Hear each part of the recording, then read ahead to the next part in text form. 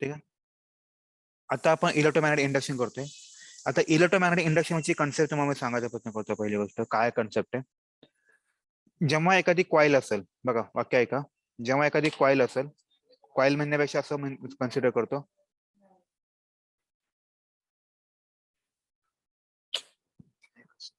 चालत नाही.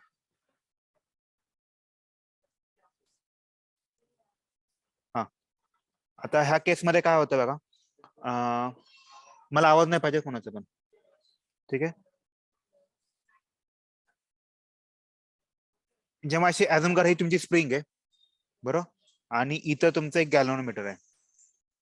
गॅल्व्हनोमीटर काम काय करतो नेहमी, गॅल्व्हनोमीटर नेहमी करंट डिटेक्ट करायचं काम करतो, बरोबर, करंट डिटेक्ट करायचं काम करतो,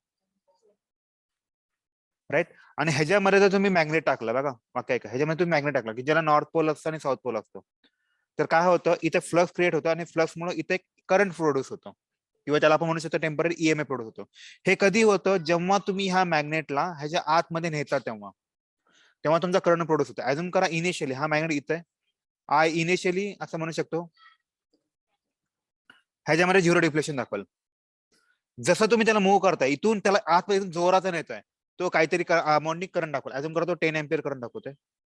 तुम्ही त्याला आतमध्ये नेला, आतमध्ये नेऊन त्याला असं ठेवला, स्टेबल झाला, राईट. मग परत गॅलोमीटर किती दाखवल करंट, 0 एम्पियर दाखवल. परत तुम्ही त्याला उलट्या दिशेने बाहेर काढला की परत तो 10 एम्पियर दाखवल, पण निगेटिव्ह डिरेक्शन दाखवल. पटलं.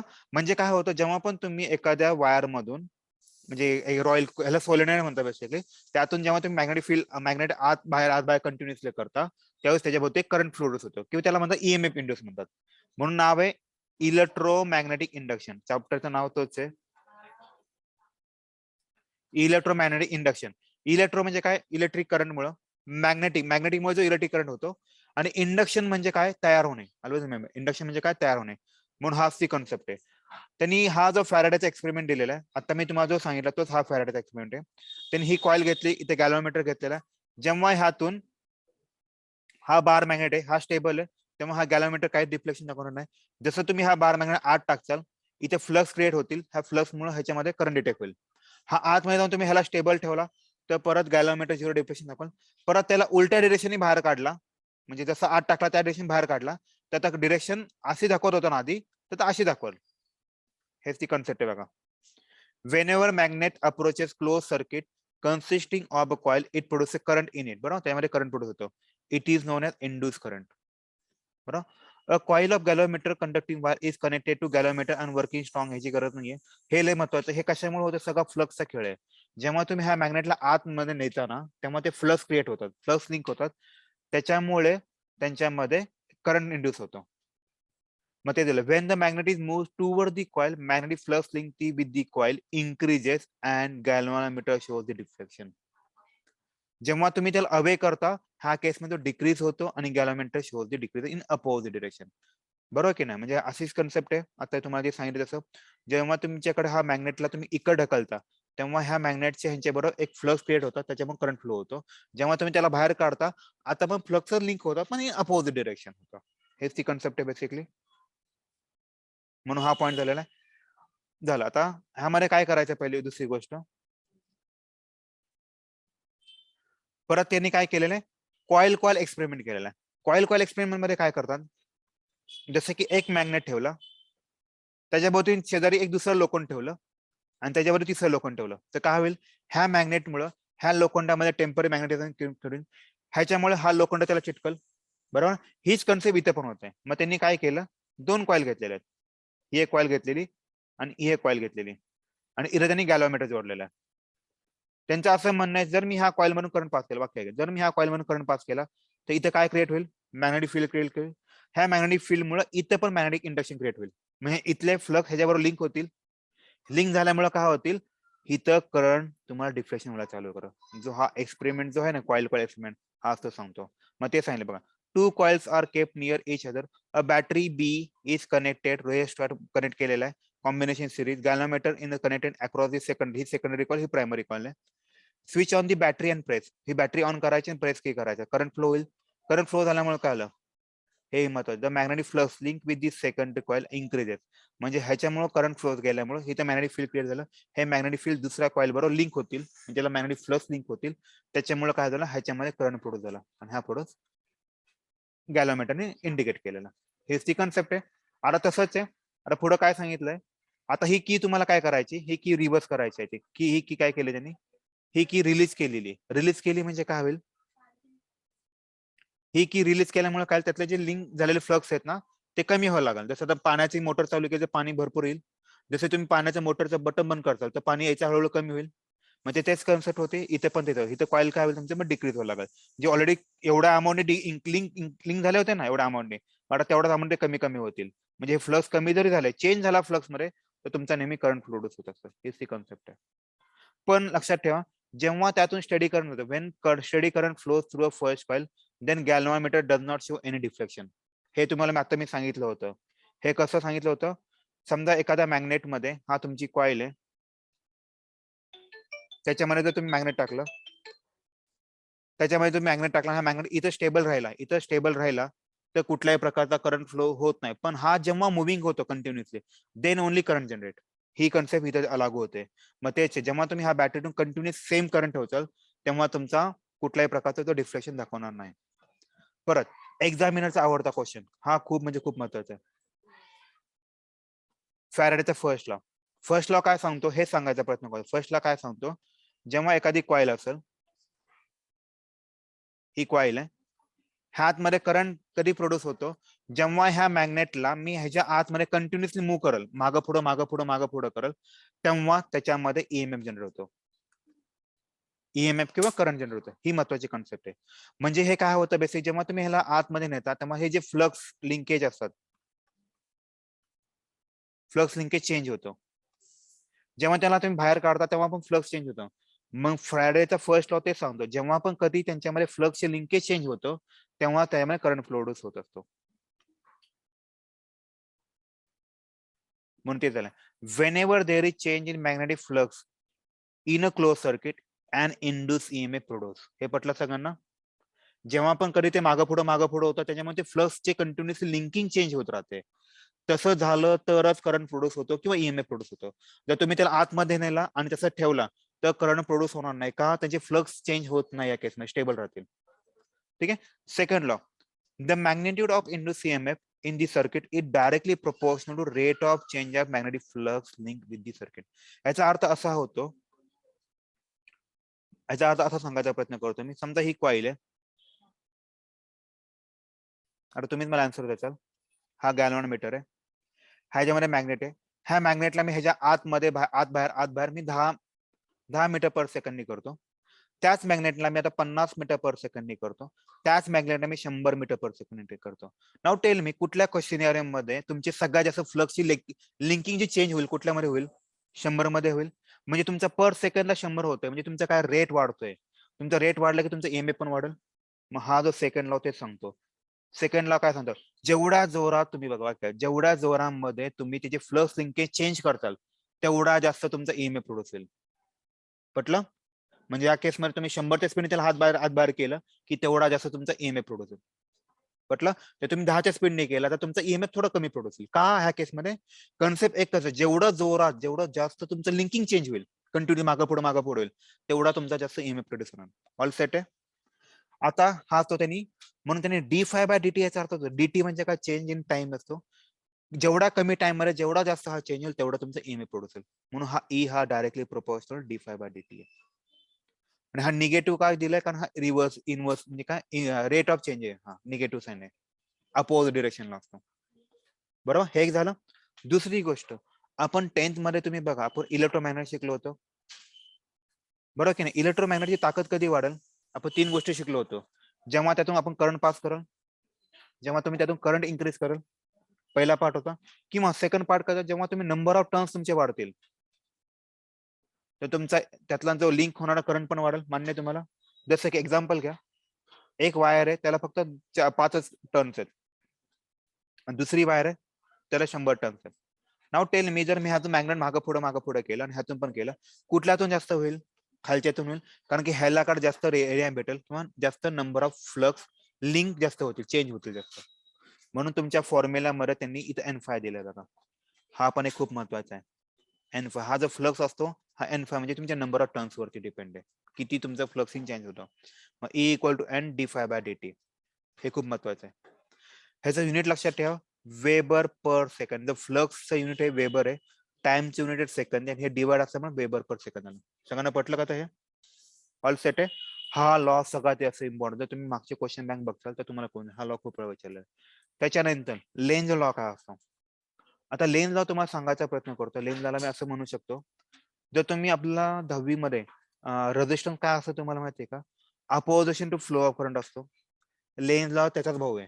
फक्त इथं इलेक्ट्रोमॅग्नेटिक मध्ये होतं. लेंज लॉ काय करतो? Opposition to create a current असं म्हणू शकतो, किंवा ईएमएफ प्रोड्यूस व्हायला अपोज करतो. बघा, for determine the direction of induced EMF current in a loop, Lenz law derive the rule which goes by the length. Okay, according to rule, the direction of induced current in a circuit is such as magnetic field produced by the induced current oppose करतो change in the magnetic flux. तो काय करतो असं नेहमी बघा. आपण आतापर्यंत एकच गोष्ट शिकलो की जेवढे जसं तुमचे फ्लक्स, मॅग्नेटिक फ्लक्स जेवढे चेंज होतं तेवढा जसं करंट प्रोड्यूस होईल. लेन्स लॉ काय करतो? त्या मॅग्नेटिक फ्लक्सला चेंज व्हायलाच करून देत नाही. तो त्याला काय करतो? चेंज होऊन देत नाही, अपोज करायचा प्रयत्न करतो. मग अपोज करायचा प्रयत्न करतो म्हणजेच काय झालं? तो लेन्स लॉ झालं, बरोबर की नाही? आपण रेझिस्टन्स मध्ये काय असतो? अपोज करतो. कोणाला? करंट फ्लो व्हायला अपोज करतो, म्हणून त्याला आपण रेझिस्टन्स म्हणतो. लेन्स लॉ मध्ये काय करतो? तो मॅग्नेटिक फ्लक्स चेंज व्हायला अपोज करतो, म्हणून that is called as Lenz law. पटलं का सगळ्यांना? ऑल सेट आहे. हे खूप महत्वाची कन्सेप्ट आहे. चला आता आपण दुसरा पॉईंट घेऊया.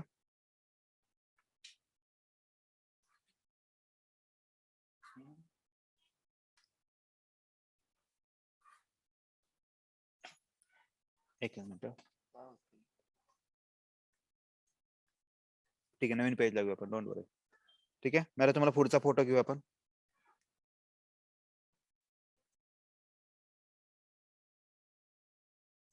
ठीक आहे, नेक्स्ट पार्ट घ्यायचा आपला ऍप्लिकेशन ऑफ लेन्स लॉ.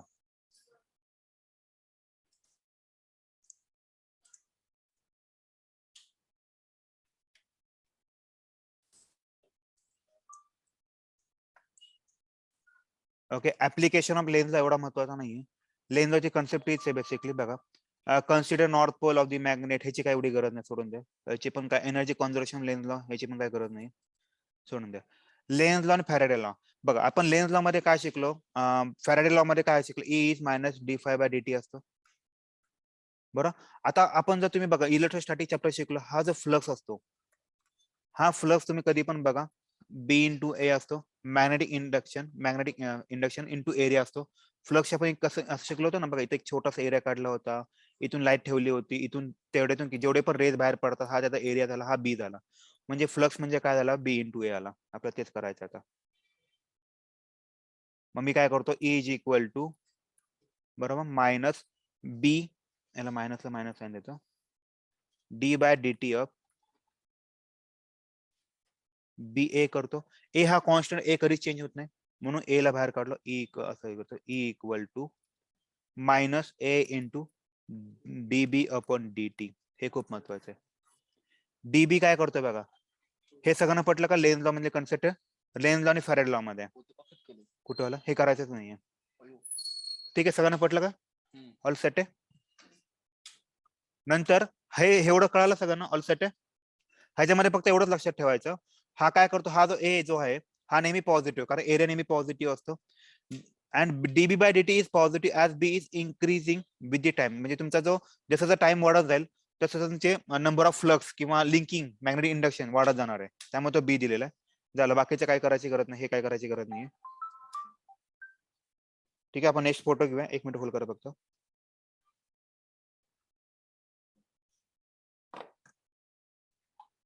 ठीक आहे, नेक्स्ट टॉपिक घेऊया.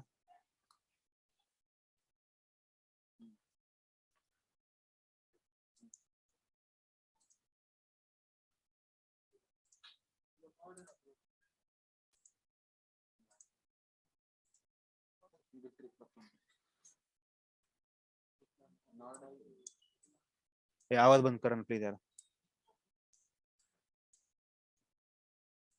ओके, ऐका. आता तुम्ही हा जो टॉपिक बघचाल कुठला, ट्रान्सलेशन मोशन ऑफ किंवा मोशनल इलेक्ट्रोमोटिव्ह फोर्स, हा खूप म्हणजे खूप महत्वाचा, खूप वेळा एक्झामला विचारलेला. हा आता आपण डिराय करूया. ह्या फील्ड मध्ये काय केलं, तुम्हाला एक छोटासा कन्सेप्ट सांगायचा प्रयत्न करतो. ही तुमची एबीसीडी फ्रेम आहे अशी, बरोबर. हे मॅग्नेटिक फील्ड मध्ये टाकलेले, हे बघा प्लस साइन, आय थिंक हे क्रॉस साइन आहे. क्रॉस साइन म्हणजे काय, दोन टाईपचे मॅग्नेटिक फील्ड असतात. एक असं इनवर्ड असतं आतल्या साईडला, एक असतं आउटवर्ड असतं म्हणजे आतून बाहेर येतं, राईट. आता हा क्रॉस म्हणजे काय असं इनवर्ड असतं म्हणजे वरतून खाली जाणार असतो. इनवर्ड म्हणजे काय असतं, वरतून खाली जाणार असतो. मग त्यांनी तो केलेला आहे. आणि इथं तुमचं एक प्लेट ठेवलेली, बीसी नावाची प्लेट ठेवलेली, ह्याला तुम्हाला इकडे वळायचंय. इकडे वळण्यासाठी तुम्हाला 2-3 गोष्टी लागतील. इकडे वळण्यासाठी तुम्हाला फोर्स अप्लाय करायला, पण फोर्स अप्लाय करताना त्यामुळे तो इकडे येईल, त्यामुळे त्याला काहीतरी व्हेलॉसिटी पण असेल. ह्या 2-3 गोष्टी बघायच्या, म्हणून त्यांनी सांगितलं हा पहिला पॉईंट येईल. Consider rectangle a field A B C D, A B C D place in a constant magnetic field capital B, की जे आउट इनवर्ड टाकलेलं आहे. त्याचा जो एरिया आहे, त्याचा जो लेंथ आहे बघा, त्याची लेंथ किती, ही एक्स लेंथ आहे, म्हणून ते पॉईंट दिले बघा, राईट. आणि त्याला तुम्हाला काय करायचंय, हा लेंथ एक्स आहे, ही जी बीसी जी प्लेट आहे त्याला तुम्हाला इकडे वाढायचं. कुठल्या साईडला वाढायचं, राईट हँड साईडला वाढायचं. बघा कुठे गेलं, हा, as the side BC बघा, as the side BC is moved out with velocity v with to increase x, म्हणजे त्याला तुम्हाला हळूहळू इकडे वळायचंय जेणेकरून ते x डिस्टन्स कव्हर करेल, राईट. त्याच्यामुळे तुमचा काय झालं, एरिया वाढला. हा जो एरिया होता आधी अजून करा इथं होता, नंतर ती इकडे आले, नंतर तो एवढा एरिया झाला, मग नंतर एवढा एरिया झाला, मग त्याचा एरिया वाढला. आता हा एरिया वाढताना त्याचं काय झालं, या केसमध्ये बघा, फ्लक्स रूल नुसार काय होतं, तुम्ही जेवढा पण ह्या केसमध्ये ईएमएफ प्रोड्यूस होणार आहे, हा तुमचा रेट ऑफ फ्लक्स असणार आहे बेसिकली. म्हणजे काय झालं, हा फ्लक्स म्हणजे किती झाला, मॅग्नेटिक फील्ड ज्याला जिथे ठेवलं ते, त्याची लेंथ किती आहे, ह्याची लेंथ किती आहे, आणि त्याचं लेंथ किती, ते डिस्टन्स कव्हर अप केलेलं आहे. म्हणजे flux is equal to B L X, त्याने एवढं कव्हर अप केलेलं आहे. बरं, आपला ईएमएफचा रूल, फॅराडेचा law, E equal to D phi by D T असतो. फायच्या ठिकाणी मी बीएलएच टाकतो, D B L X upon T टाकतो. बरोबर. जर तुम्ही ऑब्झर्व करा, ह्यातलं मी काय करतो, E is equal to B into L बाहेर काढतो, इथे डीएक्स अपॉन डी टी. नाव टेल मी डीएक्स काय आहे, डिस्प्लेसमेंट आहे, आणि टाइम आहे, डिस्प्लेस अपॉन टाइम काय असतं नेहमी, वेलॉसिटी असते, म्हणून तुमचं E equal to B L V आलेलं आहे.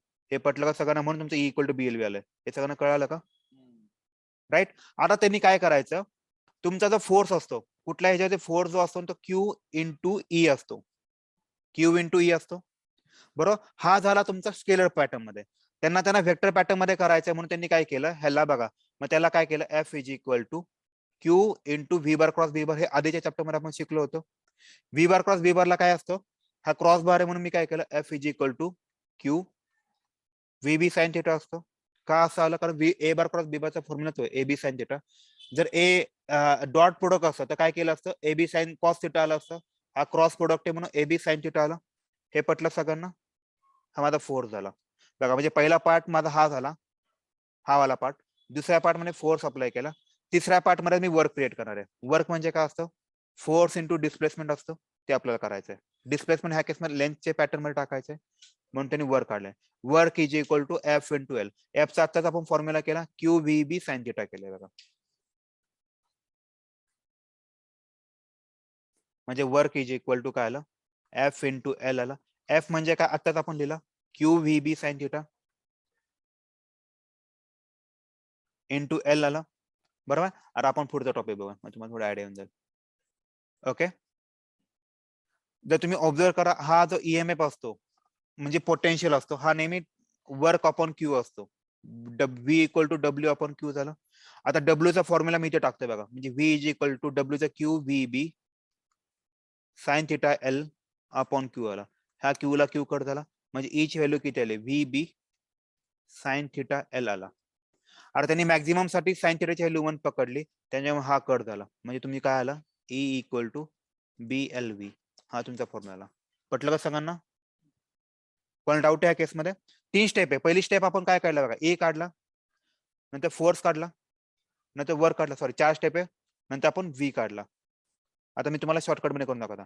ई म्हणजे आपण आता चेक केलं होतं, ई म्हणजे काय आलं आपला, बीएलव्ही आलं होतं, बरोबर. एफ इक्वल टू काय होता, Q into V BLV sine theta आलं होतं, सगळ्यांना मान्य. ओके. डब्ल्यू म्हणजे काय असतं, एफ इंटू एल आला होता, एफ चा फॉर्म्युला टाकला, क्यू बी एल व्ही साइन थिटा बरोबर आहे. आता डब्ल्यू ची व्हॅल्यू इथे टाकली आणि हे म्हणून ह्याला हा डिवाइड झाला. बीएलव्ही साइन थिटा आला, साइन थिटाची व्हॅल्यू मॅक्झिमम घेतली म्हणून तुमचा जो फॉर्म्युला होता व्ही इक्वल टू बीएलव्ही आला. हे सगळ्यांना पटलं का आता हे? कळलं? कळत नाही का ते? बरं ठीक आहे. ठीक आहे. बरं मी शॉर्टकट मध्ये सांगतो तुम्हाला आता. ह्याला काय होईल? आपण फॅराडे लॉ नुसार काय होतं? D phi by D T होतं. हा फाय म्हणजे काय होतं बेसिकली चेक करा आपलं. BLV होतं. हे सगळ्यांना कळालं? ओके. आता ई च्या ठिकाणी मी काय टाकतो? सॉरी असं होतं. BLX होतं हे basically. BL dx upon dt आलं. मग E इक्वल टू काय BL dx अपॉन dt म्हणजे V असतं. पहिला पार्ट आपण हा केला. नंतर आपण फोर्स इक्वल टू काय शिकलो? Q इंटू V बार क्रॉस B बार होतं. हा आपला 10वी म्हणजे 11वीचा फॉर्म्युला होता फोर्स वाला. Q into VB sine theta आला. ओके. वर्क म्हणजे काय असतं basically? Force into displacement. Displacement ह्या केसमध्ये L आला. म्हणजे ह्याला मी हे केलं QVB sign theta into L आलं. बघा ही पहिली स्टेप आली, ही दुसरी स्टेप आली, ही तिसरी स्टेप आली. चौथ्या स्टेप मध्ये मला काय करायचंय? पोटेन्शियल म्हणजे ई इज इक्वल टू कसं डब्ल्यू अपॉन क्यू असतो. डब्ल्यू चा फॉर्म्युला करा QVB sine theta L upon Q आला. क्यू ला क्यू गेला. मग राहिलं काय? आपण ह्याला व्हॅल्यू मॅक्झिमम पकडली पण ह्याची पण व्हॅल्यू बनाली. मग ई इक्वल टू काय आलं? BLV आला. झालं की नाही? 4 मार्काचा क्वेश्चन होता नेहमी. सगळ्यांना पटलं शॉर्टकट मध्ये कसं करायचं? झालं मग.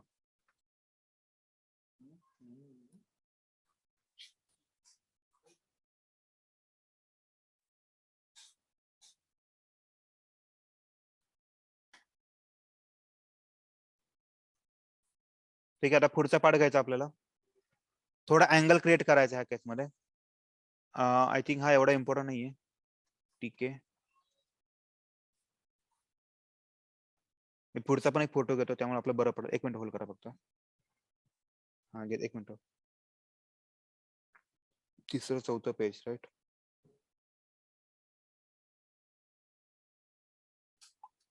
ओके. आता काय केलंय बघा.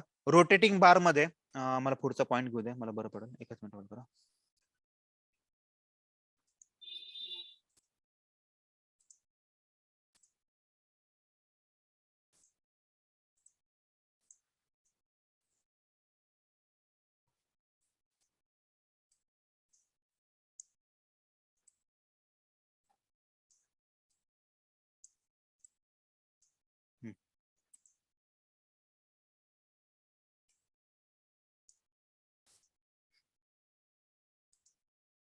हा रोटेटिंग बार मध्ये काय करायचं? ह्याला हा तुमचा कंटिन्युअस रोटेट होतो म्हणून ह्याला काय असणार? याला व्हेलॉसिटी व्ही असणार आहे बघा. ही ती कन्सिडर आहे. मग तेच इथं जे वाक्य होतं तेच फक्त इथे रोटेट दाखवायचं बघा. Consider a bar rotating around a pivot at one end in uniform magnetic field there that is perpendicular to planar rotation.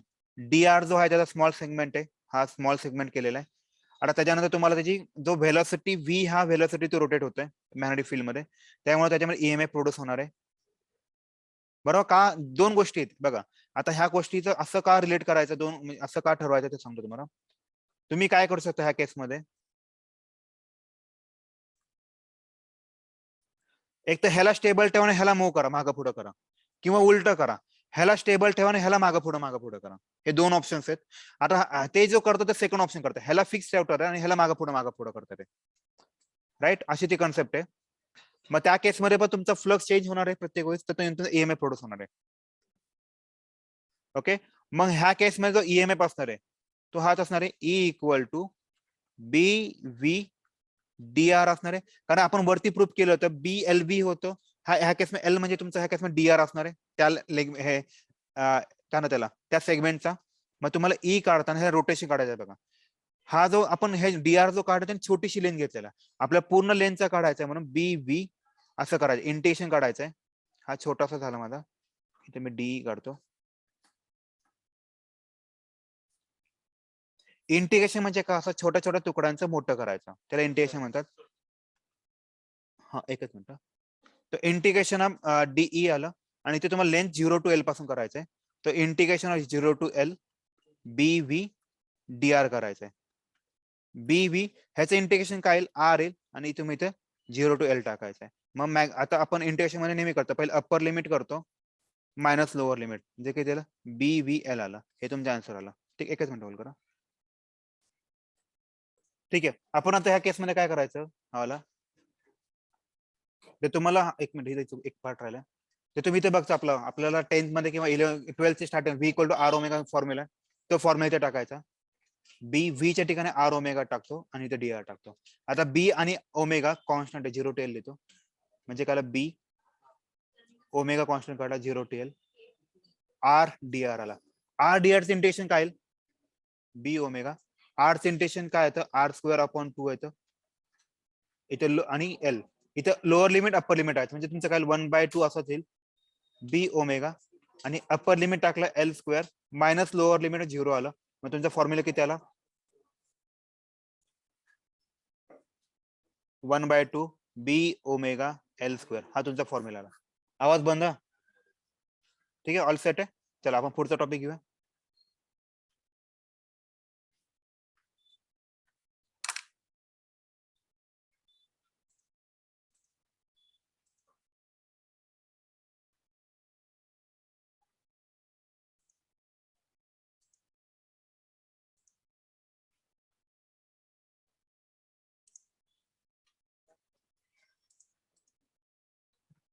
कोण आले बघा.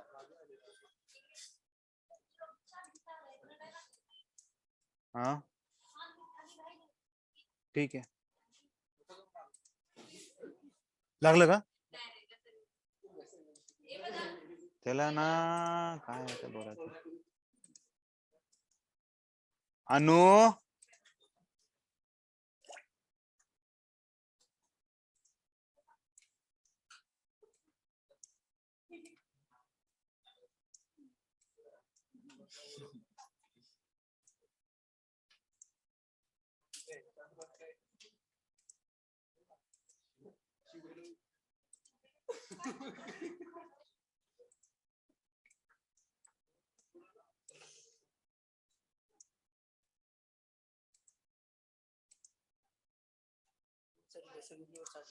आई ग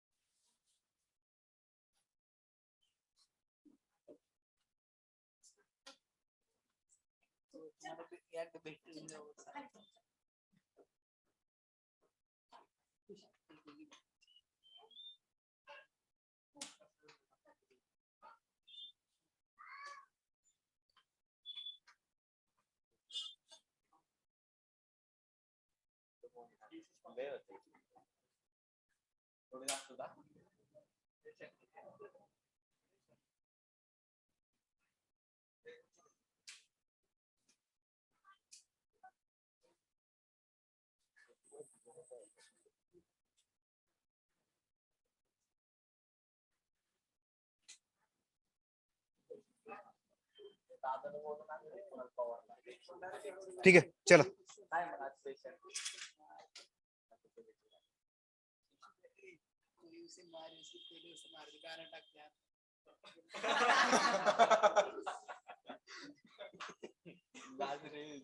ठीक आहे हॅलो आपण काल हा पार्ट राहिला होता आपला राईट तर इंडक्शन अँड एनर्जी ट्रान्सफर आता ह्या केसमध्ये काय होतं एक मिनिट त्यांनी काय केलंय तुमचं मॅग्नेटिक फील्ड असं ठेवलेलं आहे त्याच्यामध्ये ही कॉईल आहे मी तुम्हाला काल एकच सांगितलं होतं राईट त्यामध्ये काय सांगितलं होतं ईएमएफ किंवा करंट कोणती प्रोड्यूस होतो एकतर तुमचा दोघांपैकी कोणीतरी काहीतरी पाहिजे जसं की फॉर एक्झाम्पल तुमची ही कॉईल आहे सॉरी ही तुमची कॉईल आहे आणि हा मॅग्नेट आहे एकतर हा मॅग्नेट ह्याच्या आतमध्ये सारखा आत केला पाहिजे किंवा ह्या मॅग्नेटच्या कॉईलला तुम्ही ह्याच्या आतमध्ये आत बाहेर करा दोघांमध्ये कंटिन्युअसली मुवमेंट व्हायला पाहिजे तर तुमचा ईएमएफ प्रोड्यूस होईल किंवा करंट प्रोड्यूस होईल ते तिथे पण करायचं आहे तुमचा जो मॅग्नेटिक फील्ड आहे हा मॅग्नेटिक फील्ड आहे बेसिकली ह्याच्यामध्ये ही जी कॉईल आहे ह्याला कंटिन्यू मागं पुढे करायचं मग तुमचा ईएमएफ प्रोड्यूस होईल राईट मग तेच आपण करतो ह्या केसमध्ये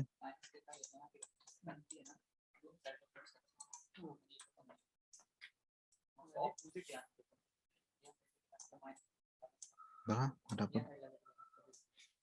मग त्यांनी काय केलं ह्या केसमध्ये बघा एक ABCD कॉईल घेतली बघा, ABCD ही कॉईल घेतली, कॉन्स्टंट लूप घेतलेला आहे, त्याला त्यांनी कॉन्स्टंट मॅग्नेटिक फील्ड मध्ये ठेवलेलं आहे, राईट. आणि ह्याला कंटिन्यू मागे पुढे केल्यानंतर काय होईल, किंवा ह्याला मूव्ह जरी केलं की ह्यातून एक करंट प्रोड्यूस होईल. का? Because of linking, flux linkage मुळे. ठीक आहे. Current I is induce in the loop the clockwise direction. मग ह्याच्यावरती फोर्स ऍक्ट होता कुठला बघा, F1 F2 आणि F3. F2 आणि F3 एकमेकांना कॅन्सल आउट करतात, F1 आणि हा फोर्स राहील, राईट. आता तुम्हाला काय करायचं, जेव्हा एखादी फोर्स अप्लाय करतो म्हणजे तुमचं बेसिकली काय आला, प्रेशर, पॉवर आला, बरं ना. पॉवर म्हणजे काय असतं, तुम्ही फोर्स अप्लाय करता म्हणजे वर्क होणार, वर्क आला म्हणजे पॉवर आला. So power is equal to काय आला, वर्क अपॉन टाइम आला. ओके. वर्क म्हणजे काय असतं, force into displacement upon time आलं. डिस्प्लेसमेंट अपॉन टाइम काय असतं नेहमी, सॉरी आम्ही चुकलं, वर्क म्हणजे काय असतं, फोर्स इंटू डिस्प्लेसमेंट असतं अपॉन टाइम आला. डिस्प्लेसमेंट अपॉन टाइम काय असतं, व्हेलॉसिटी असतो. सो तुमचा जो पॉवर जो असतो, तो पॉवर म्हणजे काय आला, फोर्स इंटू व्हेलॉसिटी आला. पटलं. आता पुढे काय करायचंय, हा एक पार्ट झाला, एक छोटासा पार्ट होता. आता पुढच्या पार्टला काय करायचं, जेव्हा त्या कॉईल मधून, जेव्हा ती कॉईल तुम्ही मूव्ह करताल किंवा त्यातून फ्लक्स क्रिएट होईल. फ्लक्स कशामुळे क्रिएट, सॉरी करंट कशामुळे क्रिएट होईल, बिकॉज त्यामुळे फ्लक्स होता. हा जो फ्लक्स असतो नेहमी त्याचं मॅग्नेटिक इंडक्शन किती, आणि त्यातून किती रेस किंवा किती ते लिंकिंग होतं, किती एरिया, तो महत्वाचा आहे. एरिया म्हणजे काय केस, ही रेक्टेंगल कॉईल आहे. रेक्टेंगल कॉईलला लेंथ असतं आणि ब्रीथ असतं, बरोबर. त्यांच्या क्वेश्चन नुसार त्यांनी हे जी लेंथ L दिलेली आहे, हा X दिलेला आहे. तर फाय इज इक्वल टू काय, B इंटू LX. ऐका ना, रेकॉर्डिंग होते, तुमच्या मागे होते, त्यामुळे शेवटच्या म्हणजे जाऊन बसा बरोबर. हे झालं. फॅरेडेचा लॉ काय सांगतो, फॅरेडेचा लॉ काय, डी कधी होतं, जेव्हा rate of change of flux होतो तेव्हा ए जनरेट होतो. मग D/dt ऑफ BLX असतो. ह्यातलं B आणि L तर फिक्सच आहे, बरोबर. म्हणजे काय, B आणि L फिक्स आहे म्हणून त्याला बाहेर काढलं, dx अपॉन dt, बरोबर. BL dx अपॉन dt काय असतो नेहमी, व्हेलॉसिटी असतो, कारण displace upon time velocity. E ची व्हॅल्यू काय, E एवढी आली, आणि अकॉर्डिंग टू लेन्स लावून हा निगेटिव्ह साइन आला, बरोबर. हे पटलं म्हणून तुमचं एवढं आलं. ओके. आता आपण 10वीला शिकलो, व्ही म्हणजे काय असतो, I इंटू आर. व्ही आणि ई दोन्ही एकच आहे, फक्त टर्मिनॉलॉजी अलग अलग आहे. आय ची व्हॅल्यू काय आली, E अपॉन आर आली.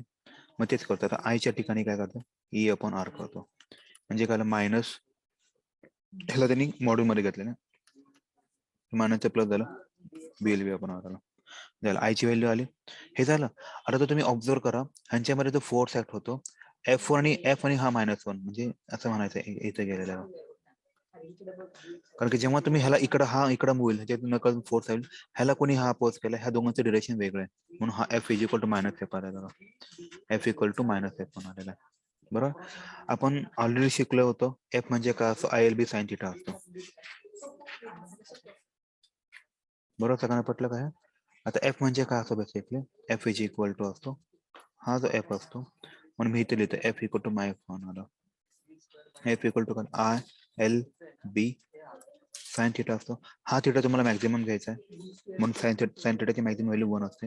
आय ची व्हॅल्यू BLB अपॉन आर केलं, F is equal to BLB अपॉन आर आला, हा तुमचा फोर्स आला.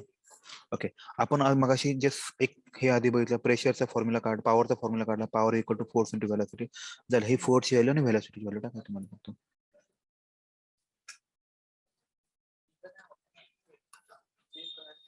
बरोबर. मग power is equal to force into velocity करायचं आपल्याला, फोर्स इंटू व्हेलॉसिटी, फोर्स आपण केला BLV अपॉन आर आला, आणि हा V म्हणजे काय आलं, BL square, sorry L square नाही, BLV स्क्वेअर अपॉन आर आला. हा कोणाचा फॉर्म्युला, पॉवरचा फॉर्म्युला आला, बरोबर. हा तुमचा पॉवरचा फॉर्म्युला आला, राईट. पण आता हा झाला तुमचा पीचा फॉर्म्युला, ओके.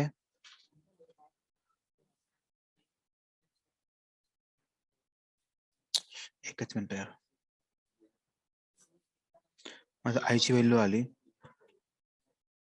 एकच मिनिट यार, हा आयची व्हॅल्यू आली. F म्हणजे काय असतो, ILB साइन थिटा असतो. हा थिटा तुम्हाला मॅक्झिमम पकडायचा, कारण ILB आलं. आयची व्हॅल्यू काय, BLV अपॉन आर आलं, N2 एल बी आलं. तर तुमचं येईल B square L square V upon R. हे कोणाची व्हॅल्यू आली? फोर्सची व्हॅल्यू आली. आपण मगाशी शिकलो, जस्ट 2 मिनिटापूर्वी शिकलो होतो. आपण एक छोटंसं डिराईव्ह पण केलं होतं. Power is equal to force into velocity. हे बघा बरोबर. आता फोर्सच्या ठिकाणी टाकतोय मी. तो काय आलं? B square L square V upon R into V. तर पॉवरचा फॉर्म्युला काय आला? P is equal to B square L square V square upon R.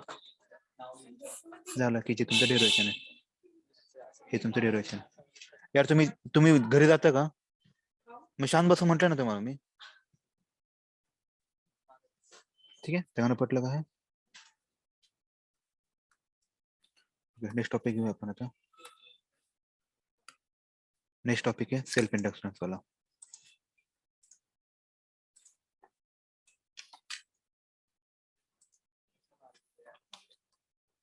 Pause करतो टेम्पररी. ठीक आहे, आता नेक्स्ट टॉपिक आहे सेल्फ इंडक्शन. बघा, सेल्फ इंडक्शन नावात आहे. सेल्फ म्हणजे काय? स्वतःचे स्वतः.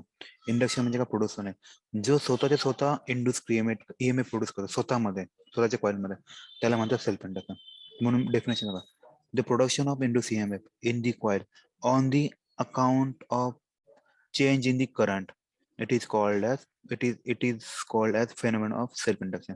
म्हणजे स्वतःचे स्वतः त्या कॉइल मध्ये स्वतःचा एक ईएमएफ जनरेट होतो, त्याला म्हणतात सेल्फ इंडक्शन. हे कधी जनरेट होतं? ऑलवेज रिमेंबर, तुमचा करंट चेंज झाला की तुमची फ्लक्स पण चेंज होती, लिंक प्लस कंटिन्यू चेंज होती, त्याच्यामुळे त्याच्यामध्ये फ्लक्स सेल्फ इंडक्शन क्रिएट होईल. हा जो असतो तो नेहमी तुमचा डायरेक्टली प्रोपोर्शनल टू करंट असतो. राईट, तो इथे दिलेलं आहे बघा त्यांनी. जो फाय असतो हा डायरेक्ट प्रोपोर्शनल टू आय असतो. मग phi is equal to phi direct relation to I. हा प्रोपोर्शनली साइन करण्यासाठी आपण काय करतो? Phi equal to L into I करतो. एल ची व्हॅल्यू किती आली? एल इज इक्वल टू काय आलं तुमचं? फाय अपॉन आय आलं. आणि हा एल ला म्हणतात कोएफिशियंट ऑफ सेल्फ इंडक्टन्स. ठीक आहे, ठीक आहे. आता पुढचा पार्ट काय केलेला आहे? आता ह्या केस मध्ये सेम करायचं. आता आपण काय केलं बघा, आपलं phi equal to L I आलं होतं. मला नंबर ऑफ टर्न्स असतील, तो म्हणजे तुमचा टोटल एल आय असणार आहे. बरं, फॅराडेचा लॉ काय असतो? Minus D five upon D T असतो. बरोबर. आता मी काय करणार आहे, ह्या ठिकाणी मायनस फायची म्हणजे काय? हा एल आय व्हॅल्यू आली फायच्या ठिकाणी, D upon D T of L I आला. आय ते कॉन्स्टंट आहे, सॉरी हा एल तर कॉन्स्टंट आहे, तर minus L D I upon D T. कारण करंट चेंज झाला तर ईएमएफ प्रोड्यूस होईल की नाही, म्हणून हा व्हेरी असणार तुमचा. झालं. मग एल म्हणजे काय आला तुमचा ह्या केस? एल म्हणजे हा पूर्ण टर्म ह्या side, E upon D I upon D T. झालं, हा तुमचा फॉर्म्युला. आता ह्याचा युनिट जे आहे, हे युनिट लक्षात ठेवा, ह्याचं युनिट आहे हेनरी. ह्याचं युनिट काय? हेनरी आहे. ठीक आहे, ऑल सेट, एवढंच आहे. आता त्याच्यानंतर आपल्याला बघायचं आहे coefficient energy in the circuit बघायचं आहे. आता एनर्जी काय असतं? एनर्जी म्हणजे काय? तुम्हाला बेसिकली वर्क करायचं असतं. वर्क म्हणजे काय असतो बेसिकली बघायला गेलं? वर्कचा फॉर्म्युला असतो बघा. वर्क म्हणजे काय असतो? व्होल्टेज अपॉन क्यू असतो. बरोबर. आता आयचा formula I equal to Q upon T असतो. म्हणजे क्यू म्हणजे किती आला तुमचा? आय इंटू टी आला. क्यू बाय, ओके एक minute, voltage Q by E I. Oh sorry, माझं एक चुकलं. फॉर्म्युला असा असतो, V is equal to W upon Q असतो. So W equal to V Q आलं. ओके, व्ही म्हणजे बेसिकली तुमचा ई आला, ई क्यू आला.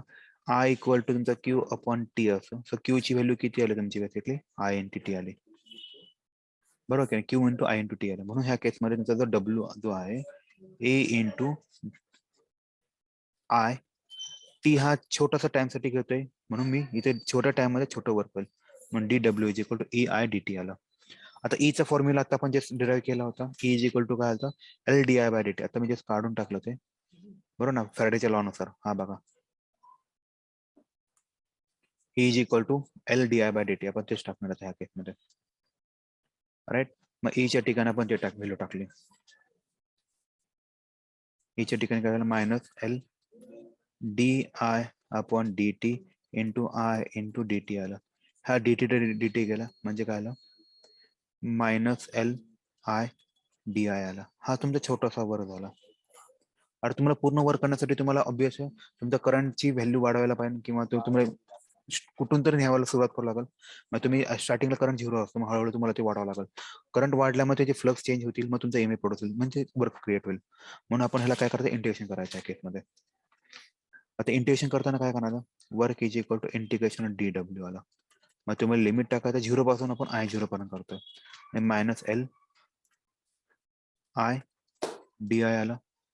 बरोबर. आता बघा इथे एक formula integration x raise to एनचा फॉर्म्युला काय होतो, x raise to n plus 1 upon n plus 1.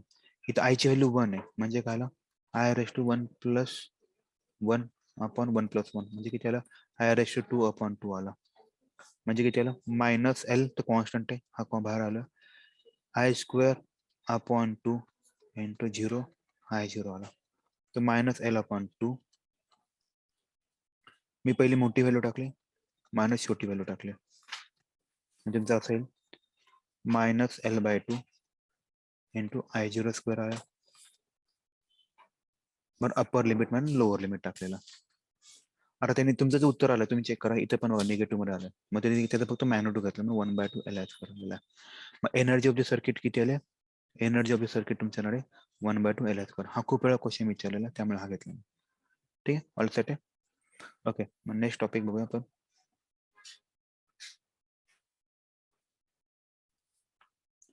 Next topic मध्ये मला फक्त हेच महत्वाचं, हे महत्वाचं वाटतं, हे बाकीचं काही एवढं गरज नाहीये.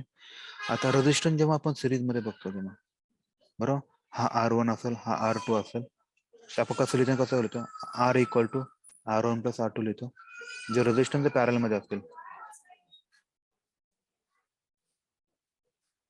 R1 आला, हा R2 आला, तर 1/R is equal to 1/R1 plus 1/R2. Right, हेच म्हणजे तुमचं इंडक्टन्स आहे.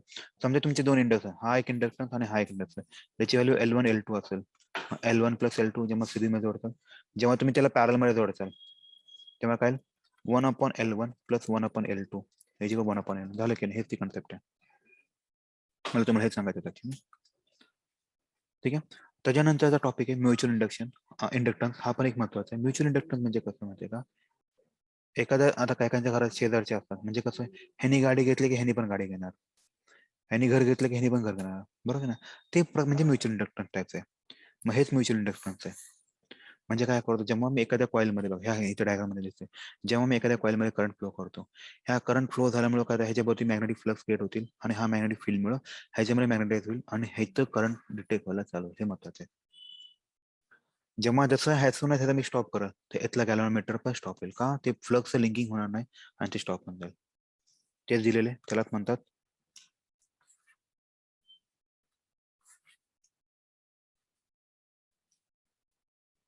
ठीक आहे. मी आता तुम्हाला ते दाखवतो, बघा डेफिनेशन बघूया, मग तुम्हाला पटल. The phenomenon in which EMF is induce in one coil due to change in current in neighbouring coil. म्हणजे ह्याच्यामधला जो करंट आहे तो चेंज होणार, कशामुळं, ह्याच्यामधला करंट चेंज झाल्यामुळं, due to change in current in the neighbouring coil मधला करंट चेंज झाल्यामुळं ह्याच्यामध्ये जो इंड्यूस EMF होतो किंवा करंट होतो, त्याला म्हणतात म्युच्युअल इंडक्शन. सिंपल आहे. आता ते सांगितलं, इट इज ऑब्झर्व. आता त्यांनी काय केलं, आता हे एवढं का तुम्हाला कळालं, दोन कॉइल घेतलेला, कॉइल 1 आणि कॉइल 2 घेतलेला आहे, बरोबर, हे एकमेकांच्या जवळ बसवलेले आहेत. आता suppose the fix current is I1 is flowing through I, हा ह्याच्यातून फिक्स करंट पास केला. ड्यू टू दिस करंट ह्याच्यामध्ये मॅग्नेटिक फील्ड क्रिएट होईल, सॉरी ह्याच्यामध्ये मॅग्नेटिक फील्ड क्रिएट, ह्या मॅग्नेटिक फील्ड मुळे ह्याचा फ्लक्स क्रिएट होईल. Let Φ21 be the magnetic flux link with the surface area S2 of the coil due to B1. म्हणजे coil 2 मध्ये ह्याच्यामुळे जो फ्लक्स क्रिएट होतात, मग त्यांनी तो फॉर्म्युला दिला, Φ21 इंटिग्रेशन B1 डेल A टाकलेला आहे. तुमचा हा जो Φ21 आहे, दुसऱ्या कॉइल मध्ये बिकॉज ऑफ 1 मुळे जो करंट होणार तो I1 असणार आहे. म्हणून Φ21 इज इक्वल टू, ह्याला त्यांनी कॉन्स्टंट पकडलेला आहे. जसं तुम्हाला आठवलं का, आपण सेल्फ इंडक्टन्स मध्ये L घेतला होता, इथे फक्त हा घेतला, झालं. आता ऑब्विस ह्याच्यामध्ये EMF प्रोड्यूस होणार आहे, मग ह्याची व्हॅल्यू काय असणार आहे, E21 is equal to D, आपला फॅराडेला dφ/dt. आपण दुसऱ्यामध्ये प्रोड्यूस होणार बघतो बिकॉज ऑफ 1, म्हणजे मग इथं पण तसं होणार आहे, दुसऱ्यामध्ये होणारा फ्लक्स बिकॉज ऑफ 1 म्हणून 2 लिहिलेला आहे, झालं. आता जसं आपण व्हॅल्यू काढली होती ह्याची व्हॅल्यू, तर M तर कॉन्स्टंट आहे, हा आला, राहिलं काय मग तुमचं I, dI1 dt, आणि हा निगेटिव्ह साईन असतो. झालं. हा 2-1 झाला. आता सेम वेने मी 1-2 करतो आता. ठीक आहे, सेम वेने मी 1-2 साठी करतो. हे तुम्ही लिहून घ्याल. आता सेम वेने 1-2 साठी करा. 1-2 डायरेक्टली प्रोपोर्शनल टू I2 असणार आहे. Now we allow I2 current to flow through coil 2. I2 current flow करतो ह्यातून. मग त्याच्यामुळे काय होतील, 5-1-2 लिंक विथ दी कॉइल, म्हणजे उलट होणार आहे. ह्यातून करंट ओके, ह्यातून मी डायरेक्टली प्रोपोर्शनल I2 झाला. मग 5-1-2 is equal to M12 I2 आलं. आता same E12 is equal to same logic, काही वेगळं नाही, DI2 अपॉन DT झालं. इथं कन्सेप्ट आहे, ह्यालाच म्हणतात म्युच्युअल इंडक्शन. झालं. ह्याचा पण युनिट काय, हेनरीचे. सेट आहे.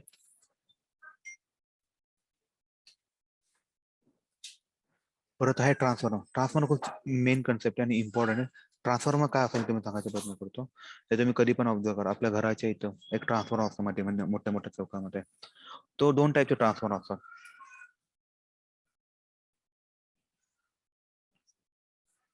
एक असतो व्होल्टेज ट्रान्सफॉर्मर असतो,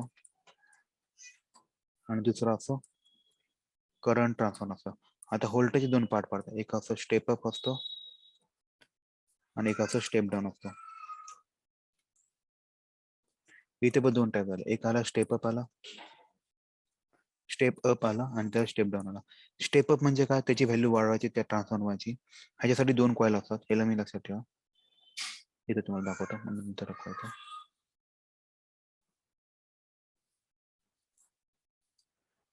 ही प्रायमरी कॉइल झाली आणि ही सेकंडरी कॉइल झाली.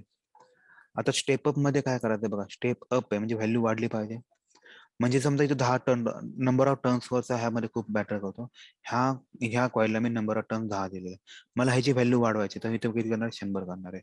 ह्याची व्हॅल्यू वाढली, कारण ह्यातून जेवढा करंट जाईल, हा करंट हा मल्टिपल ऑफ 10 मुळे काय होणार आहे, ह्याची व्हॅल्यू वाढणार. जसं की 10 एम्पियर करंट जात असेल, मे बी इथे 100 एम्पियर करंट होईल. का, हा स्टेप अप आहे. स्टेप डाऊन मध्ये काय असतं, उलट असतं. इथं नंबर ऑफ टर्न तुमचे जास्त असतात आणि इथे नंबर ऑफ टर्न्स कमी असतात. मग इथली व्हॅल्यू जास्त असते आणि इथली व्हॅल्यू कमी असते. तुमचा मोबाईलचा चार्जर एक बेस्ट एक्झाम्पल आहे स्टेप डाऊन साठीचा. का, तुम्ही ऑब्झर्व करा तुमच्या मोबाईल मध्ये बघा, आपल्या गव्हर्नमेंट जे इलेक्ट्रिसिटी आहे ते 230 व्होल्ट असतं, ते आपण स्टेप डाऊन करून त्याला 5 व्होल्ट पर्यंत आणतो. झालं की नाही, मी स्टेप डाऊन असतो. मग ह्या केसमध्ये काय, आतमध्ये छोटासा ट्रान्सफॉर्मर असतो, ज्याच्यामध्ये प्रायमरी कॉइलमध्ये नंबर ऑफ टर्न जास्त असतात आणि सेकंडरी कॉइलमध्ये नंबर ऑफ टर्न्स कमी असतात. हा जो खेळ आहे ना नंबर ऑफ टर्न्स वाला, हा ना मी नंबर ऑफ टर्न्स म्हणजे त्यांनी काय केलं, P for primary, S for secondary केलेला आहे. सो बघा, जो सेकंडरी मधला हा डायरेक्टली प्रोपोर्शनल असतो, त्यासाठी आपण एक छोटस करूया.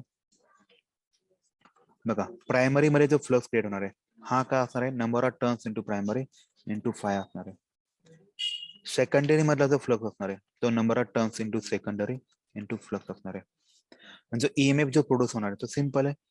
आता EP लिहितो मी, EP लिहितो, काय येणार आहे, EP म्हणजे फॅराडेच्या लॉ नुसार E d∅P अपॉन dt, म्हणजे minus D into NP∅ upon dt आला. ह्यातला जो NP जो कॉन्स्टंट, मग मायनस NP कॉन्स्टंट आला, तो कळला d∅P up d∅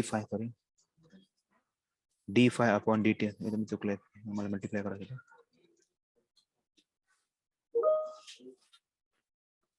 d∅ upon dt करायचा. मग सेम ES चं काय करणार, minus d∅s upon dt minus d by dt of phi ची व्हॅल्यू काय, सेकंडरी टर्म सेकंड इंटू 5 आहे ना.